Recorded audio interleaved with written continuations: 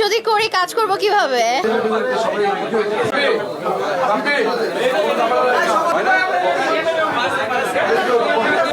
বিয়েটা কি এই বছরই করতে যাচ্ছেন?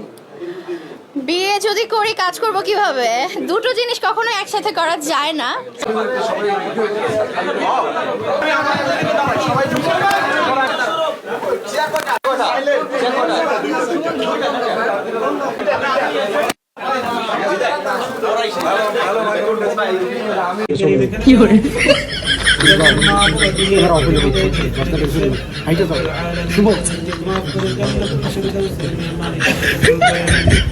বিয়াই যদি করি কাজকর্ম কেমনে?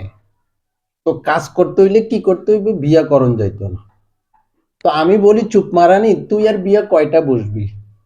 যা কয়টা বসেছস একটাও কি স্বামী টিকেছে? হ্যাঁ, তো এখন কথা হইছে যে বিয়া বসলে তো কাজ করণ যাইতো না।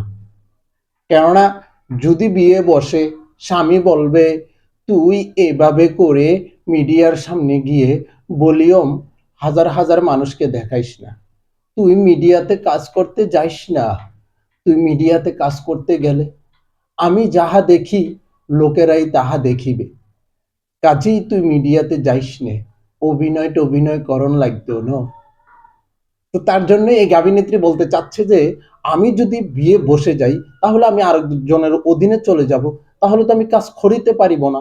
তো কাজেই আমি বিয়ে বসবো না, আমি এভাবেই থেকে প্রচন্ড হারে কাজ করব আর পাবলিককে দেখাবো, দেখ আমার আছে, আমার দুধের ফ্যাক্টরি আছে, আমার দোকানপাট আছে, আমার সব আছে, তোরা দেখ, তোদের জন্যই আমি এখন অবধি আরেকজনের অধীনে যাই নাই এবং বিয়ে শাদিও বসে নাই।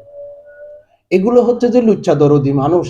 এরা চায় যে যেভাবে পারা যায় সেভাবে লুচ্চাদের মনে যাতে শান্তি দেওয়া যায়। আর লুচ্চাদের মনে শান্তি দিতে হলে বিয়ে বসা যাবে না, বিয়ে যদি বসে যায় মিডিয়াতে আসা যাবে না, কাজে বিয়ে বসবো না, মিডিয়াও ছাড়বো না। আমি প্রচন্ড হারে মানুষকে শরীর প্রদর্শন করাবো, লুচ্চাদের মনে জায়গা করে নেব। তো যখন দেখবো যে বয়স হয়ে গেছে 50-60, তখন আমি হয়ে যাব সুগার মাম্মি, কেউ হয় সুগারে ডেডি, এতেই হবে সুগার মাম্মি।